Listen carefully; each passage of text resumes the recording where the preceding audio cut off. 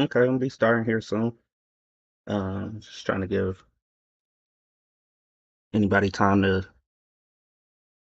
join in, and everybody time to join in.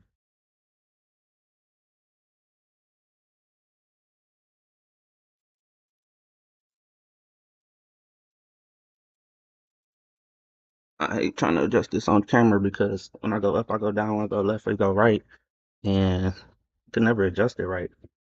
But today we're gonna be talking about birth chart, natal chart readings, and really dive deep into true astrology. So we'll be doing questions and answers. If anybody want to know about your sign, put it in the comments. If you want to know about anybody's sign, any sign, just put it in the comments. I'll throw it into the demonstrations. And if you would like a natal chart reading, put your birthday, the time you were born, and where you were born in the comments. Or, that's the best way to do it. Because I was gonna say, or tell me your sun sign, your moon sign, and your rising sign. But still, I want to get into a little bit deeper on the reading. So yeah, if you want a natal chart reading, put your birth time, birthday, and birthplace in the comments.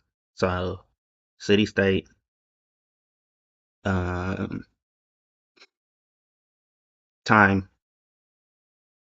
like exact time. Like me, I was born at 6:23 a.m. You need to know that information to really get an accurate reading. And that's what we all about. We all about accuracy because astrology is all about accuracy. I've been doing astrology readings and learning more and more ever since 2011, 2012. I've done hundreds and hundreds of readings for people, friends, strangers. It don't matter. I don't need to know anything about you. And still, with your natal chart, I could tell you about you, tell you about a lot about you without knowing anything about you, and it's always been accurate. I mean, I probably did at least 1,000 readings, and it's always been accurate. So that's the thing that I really, really love about astrology is its accuracy, and that's what really made me understand and want to dive deep into it. So one of the issues is the way they teach astrology, the way they teach horoscopes and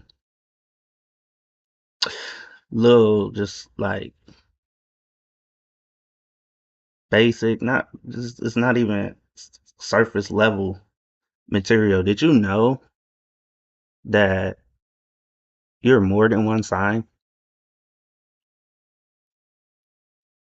Like if they really taught astrology, that would be the first thing that you would know because like natal chart is the foundation of astrology. Without your natal chart, you wouldn't know anything about yourself. So the zodiac sign that you're assigned to is what we know as our sun sign. And your sun sign, it represents the way you think, basically. Your conscious level of perceiving the world and your conscious level of interacting with the world. Did you know that all the planets are just as significant and has just as much influence in your energy as the sun sign, as the zodiac sign that you believe you are, or just know of yourself. Like, yeah, you're that too, but you're that and more. And that's what we're here to talk about today, to do some readings so y'all can see where when I say all the planets, that's including the moon and the sun. 12 zodiacs, including the moon and the sun.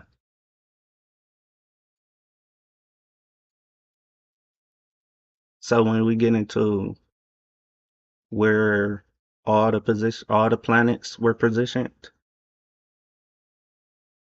when you were born, then we get into understanding deeper and deeper and deeper about inside of you. And without natal charts, we wouldn't have our houses. I'll do a whole different thing on houses because first we really need to cover into our natal chart. And when we get into that, then we can get into our houses. Our houses, they'll let us know about 12 different areas in our life: hopes, dreams, aspirations, business, luck, family relationships, friend relationships, self possessions. All that stuff is different houses. Explain that in another day. But today we just want to cover like what are birth charts, which is a natal chart, and what are natal chart readings. So set it up next time. I'll set it up where I show you graphs and stuff like that. But today I just wanted to have a questions and answer Q&R session for the viewers. And even if you don't make it to to view it live, I'll keep it up for a few days, and you can still comment your zodiac sign, and I throw that into the next series of demonstrations. So, what are natal charts and what are natal chart readings? So, your natal chart is a picture in the sky of you. Imagine that when you were born, the sky literally took a picture of where everything in the sky was positioned. So, because of astrology and math and science, we're able to know where all the planets were positioned on the day, the time, and the place that you were born.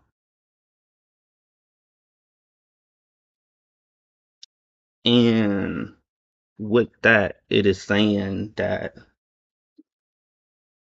the sun was positioned in the zodiac sign that you know, which represents your consciousness. Mine is a Scorpio. The moon was in such and such zodiac position on the day that you were born, time, place. My moon was in Pisces when I was born. Your moon represents your subconsciousness and your feelings. So it's like how you subconsciously perceive the world and how you feel about that perception. Also letting you know where Mercury was positioned, Venus, Mars, Jupiter, Saturn, Uranus, Neptune, Pluto.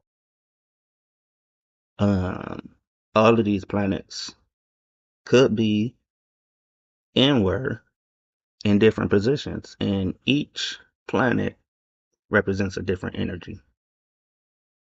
So the way I see it and understand it is like, do you believe that the planets are just balls in the sky? Do you believe they have no purpose, no meaning, no reason for existence? Or could it be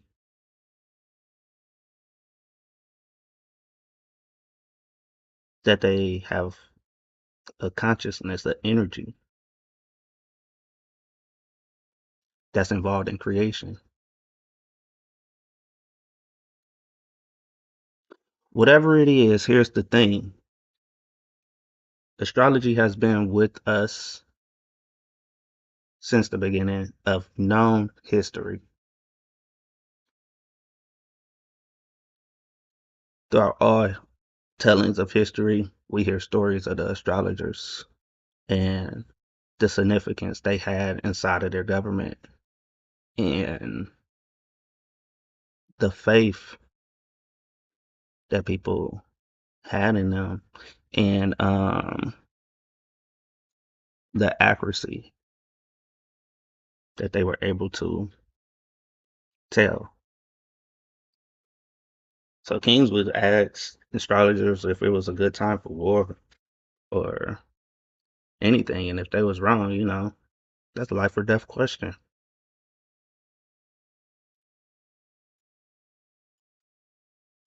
Throughout every part of the world, China, all the way to America, two total different sides of the world, there's always been astrology.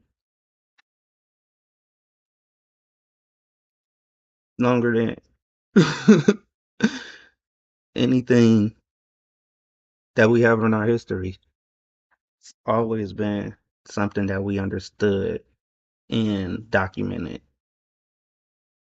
and it stayed accurate. It was like math. It was like if you got one thing, one stick, and then you grab another stick, now you have two sticks. It was that principle that it was always accurate. Anytime you grab one stick and then grab another stick, you'll always have two sticks.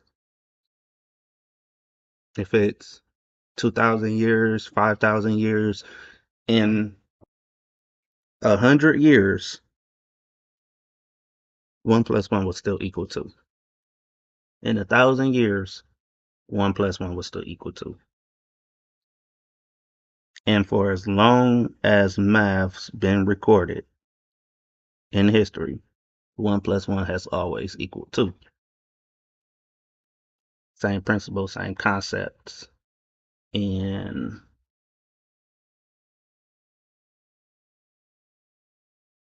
give it a try. Like, let's do a reading. Anybody wanna comment if anybody know the time that you were born? If not, just give me the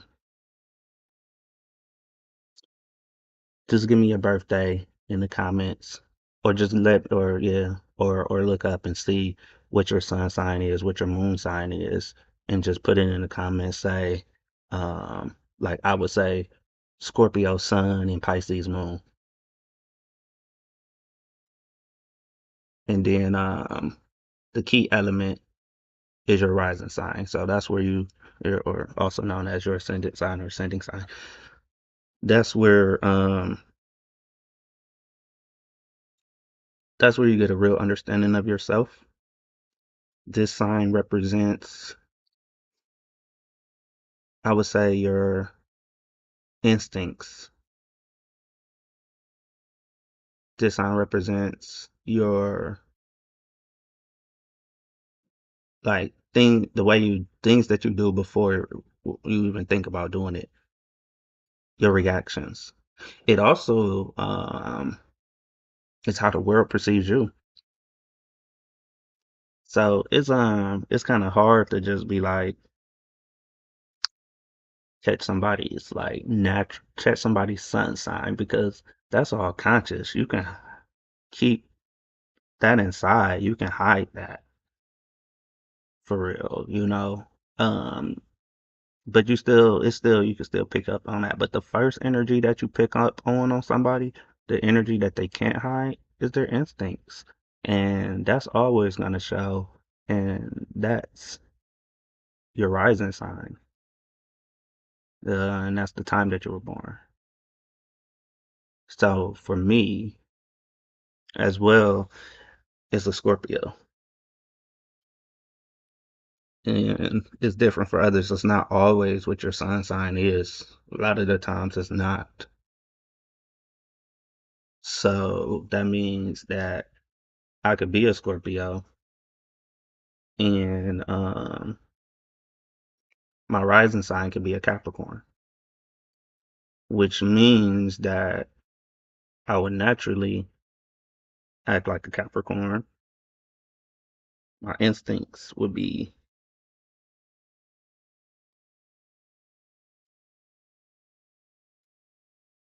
perceived as a Capricorn, so my instincts would be um, driven, enduring. Um, I would have, this natural sense of humor that just comes out, you know, in a sarcastic type way, or which is weird, that I picked Capricorn rising because Capricorns and Scorpios do have a lot of similar traits,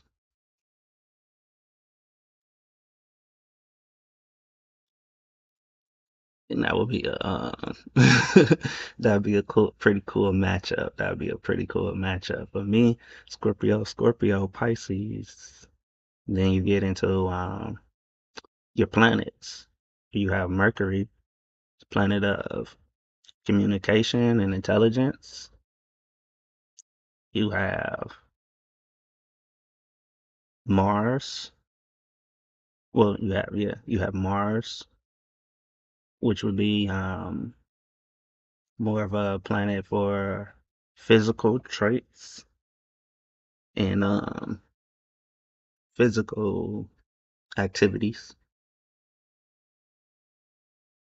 Then you have Venus, which is actually the planet of beauty, and it lets you know things that you hold valuable, things that you see worthy for beauty in your life. But it's also, the opposite of love is hate. So like things that you're very passionate about, things that you passionately love and passionately dislike, like that will all be interpreted inside of what zodiac position your Venus is in. My Venus is actually in Capricorn. So this would be saying, what does a Capricorn hold valuable, and what does a Capricorn see as beautiful in their eyes, What do they what do they like? And that is inside of your Venus. It tells you that, and then you have Saturn, and that's gonna tell you about discipline. Saturn is like father time, and basically like where your discipline holds up in life, and like say that your Capricorn or Saturn is ruled by Capricorn, so or Capricorn is ruled by Saturn. So Capricorns are very disciplined.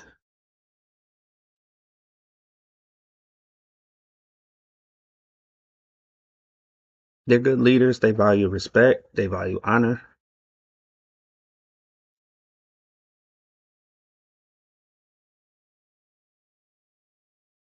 And when they want something, they do anything to get it. Very driven in their desires and obtaining them. So Capricorns make good leaders for that because they inspire people to be like them. But it's also more of a self-centered sign, and that's not in a bad way. But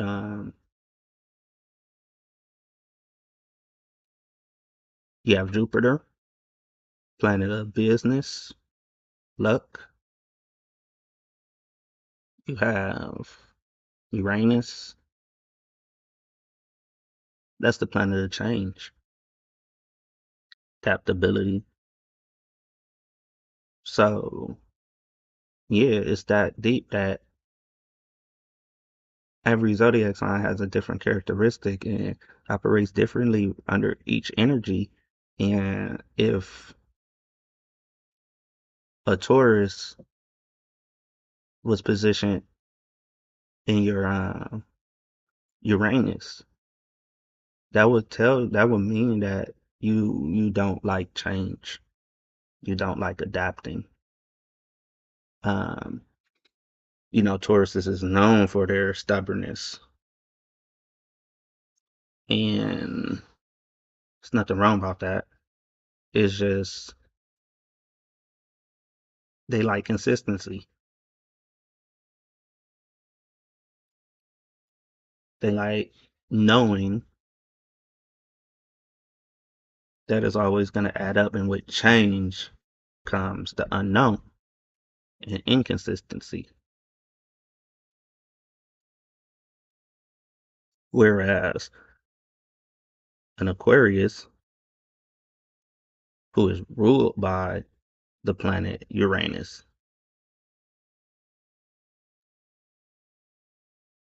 Aquarius love change. They can't, you know, keep things the same. They're very adaptable and quick to change and to adapt.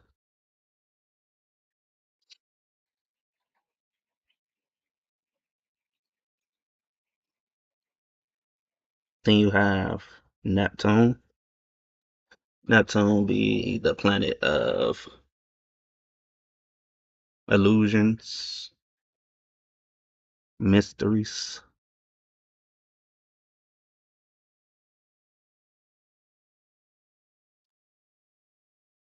There's a lot to that planet. It rules the zodiac sign Pisces. So if you want to understand the energy of Neptune, well, that's the energy that heavily influences Pisces. And any position that I'm saying, like that's inside of Neptune, Neptune is gonna have a an effect on how this person dreams. What's this person's fantasies? Is gonna delve into hopes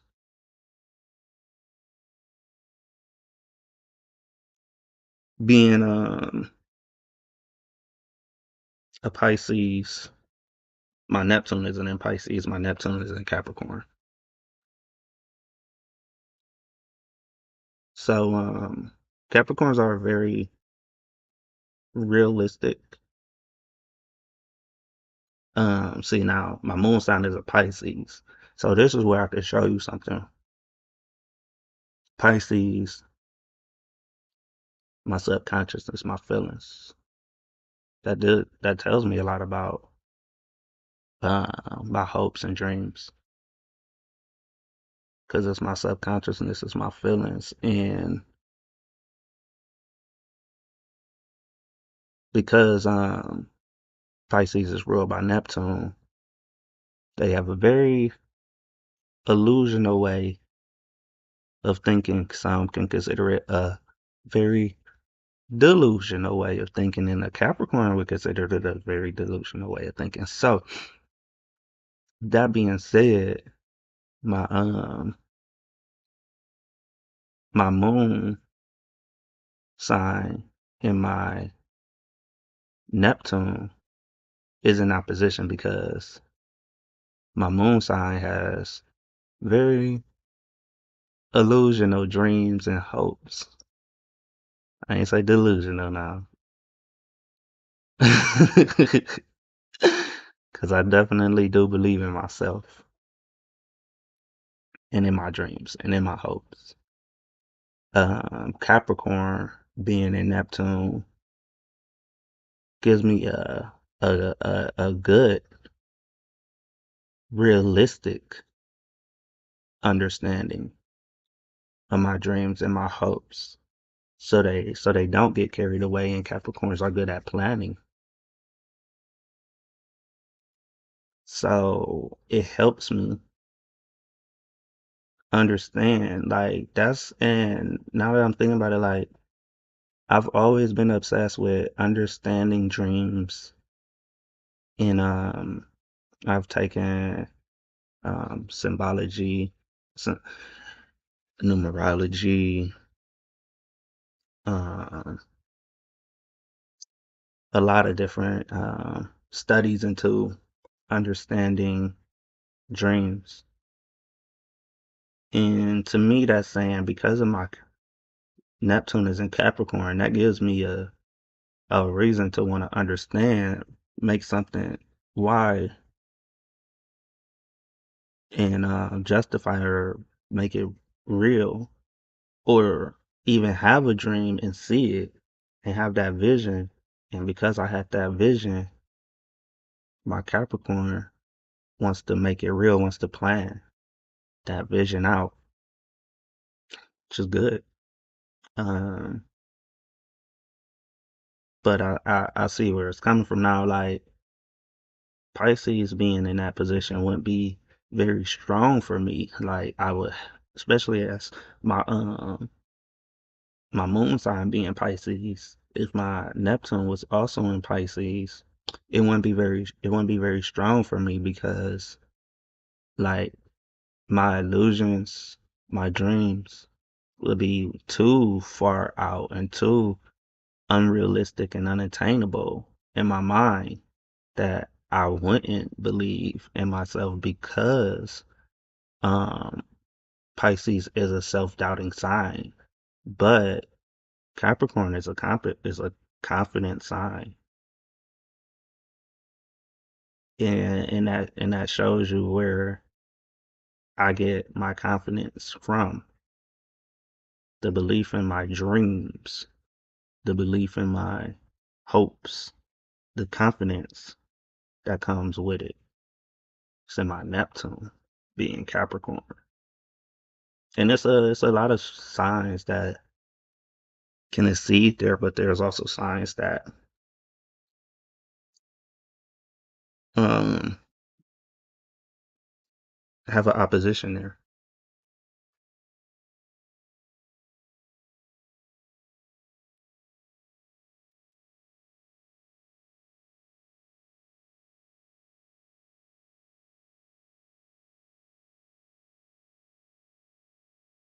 So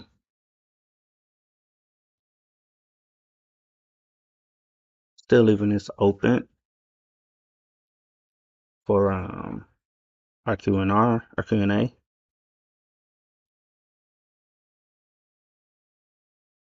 For a few minutes.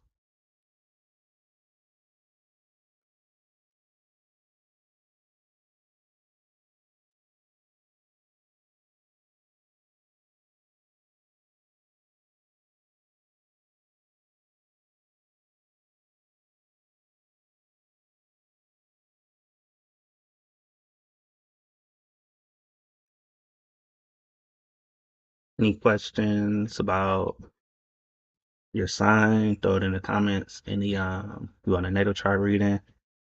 You can throw it in the comments. If you don't get to the comments, you can go